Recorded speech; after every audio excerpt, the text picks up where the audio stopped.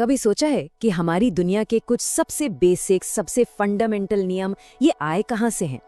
जवाब अक्सर आपको पता है हमारी प्राचीन कथाओं में मिलता है। और ये सिर्फ कहानियां नहीं हैं, नहीं, ये तो वो विधान है जो आज भी, इस पल भी हमारी जिंदगी को एक शेप दे रहे हैं। लेकिन जरा सोचिए, क्या हो अगर एक ऐसी ही कहानी एक ऐसी देवी के बारे में हो जिसने पूरी की पूरी पुरुष जाति को ही श्राप दे दिया हो। सुनने में थोड़ा अजीब लगता है ना? तो चलिए आज इसी रहस्य की तह तक चलते हैं। देखिए, इस कहानी में ना उस तथाकथित श्राप के पीछे की असली सच्चाई छुपी है। और सिर्फ इतना ही नहीं, इसमें जीवन का एक ऐसा कॉस्मिक लॉ, एक ऐसा ब्रह्मांडीय नियम भी है जो आज हम सब पर लागू होता है। तो ठीक है, इस कहानी को ना एकदम शुरू से समझते हैं। हम बात कर रहे हैं देवी संध्या की और उनके उन 3 शक्तिशाली विधानों की जिन्हें दुनिया एक श्राप के नाम से जानती है। तो हिंदू पौराणिक कथाओं में ना एक देवी हुई देवी संध्या।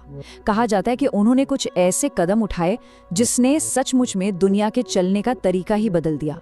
और यकीन मानिए, इसका असर आज भी हम सब पर है। लेकिन सवाल ये उठता है कि उन्होंने ऐसा किया क्यों?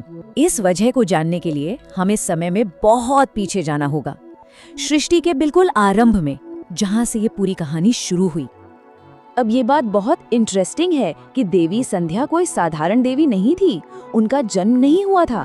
कथाओं के हिसाब से वो सृष्टिकर्ता ब्रह्मा के गहरे ध्यान से, मतलब सीधे उनके मन से प्रकट हुई थी। इसीलिए तो उन्हें मानस पुत्री भी कहा गया। उनका तो अस्तित्व में आना ही एकदम असाधारण था। और यहीं कहानी में एक बहुत ही चौंकाने वाला मोड़ आता है, जब ब्रह्मा ने अपनी आंखें खोली और अपनी ही इस रचना, इस अनुपम सुंदरी को देखा, तो एक पल के लिए सृष्टिकर्ता का मन भी विचलित हो गया। उनके अपने ही मन में अपनी ही पुत्री के लिए काम भाव जागृत हो गया। सोचिए, अपने ही पिता की ऐसी दृष्टि से देवी संध्या को कितना गहरा आघात लगा होगा। उन्होंने इसे सिर्फ एक व्यक्तिगत अपमान की तरह नहीं देखा, नहीं, बल्कि एक कॉस्मिक इम्बैलेंस, एक ब्रह्मांडीय असंतुलन की तरह देखा।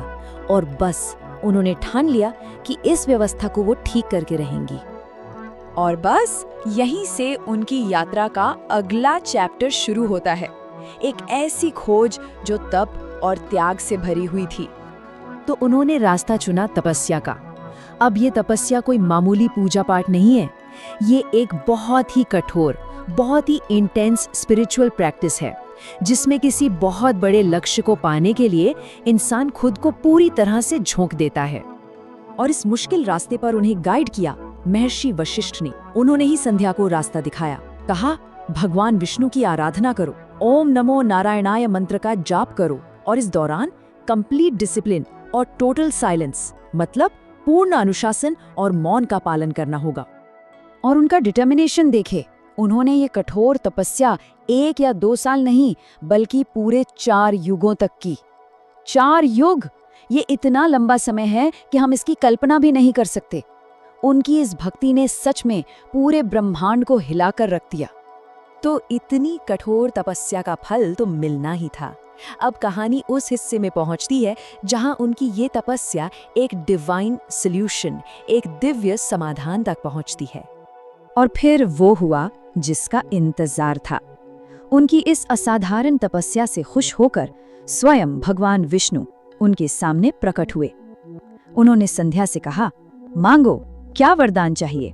और बस अब दुनिया हमेशा के लिए बदलने वाली थी। तो सुनिए, उन्होंने क्या मांगा। पहला वरदान कि कोई भी प्राणी जन्म से ही काम वासना के साथ पैदा न हो। दूसरा कि उनका सतीत्व, उनका पतिव्रत धर्म हमेशा अटूट रहे। तीसरा कि उनके मन में अपने पति के सिवा किसी और पुरुष के लिए कभी कोई इच्छा न जागे। और चौथा कि जो भी पुरुष उन्हें वासना की दृष्टि से देखे, वो तुरंत नपुंसक हो जाए। तो आप समझ में आया, यहीं पर असली बात है। ये मांगे किसी गुस्से या बदले की भावना से नहीं निकली थीं। ये श्राप नहीं थे। ये तो पूरी दुनिया में एक मॉरल ऑर्डर, एक नैतिक व्यवस्था और संतुलन लाने के लिए मांगे गए दिव्य वरदान थे। सिर्फ उनके पहले वरदान का असर देखिए। भगवान विष्णु ने एक मर्यादा बना दी कि अब से कोई भी जन्म के साथ कामुकता लेकर पैदा नहीं होगा। ये भावना किशोरावस्था के बाद ही जागेगी। जरा सोचिए, ये वही नियम है जो आज भी ह्यूमन डेवलपमेंट के साइकिल को तय करता है।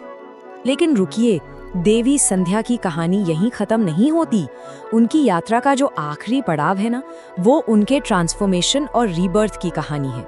एक ऐसी कहानी जो उनकी लेगेसी को हमेशा के लिए अमर बना देती है। अपने एक आखिरी प्रतिज्ञा को पूरा करने के लिए देवी संध्या ने एक बहुत बड़ा फैसला लिया।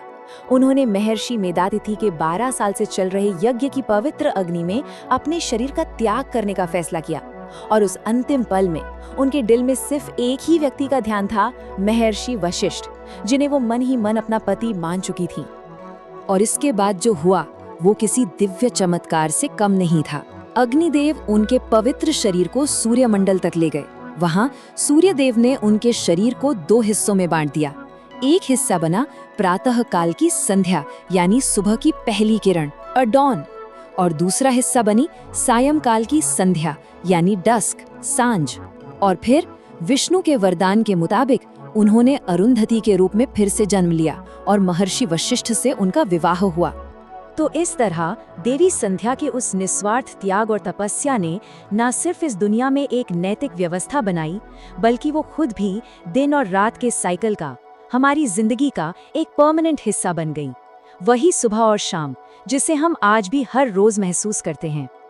तो देवी संध्या की ये कहानी हमें सोचने पर मजबूर करती है ना, कि ये जो प्राचीन कथाएं हैं जो एक ऑर्डर, एक बैलेंस बनाने की बात करती हैं, क्या ये सिर्फ गुजरे जमाने की कहानियां हैं, या फिर आज भी हर सुबह और हर शाम हम असल में उन्हीं दिव्य विधानों को जी रहे हैं?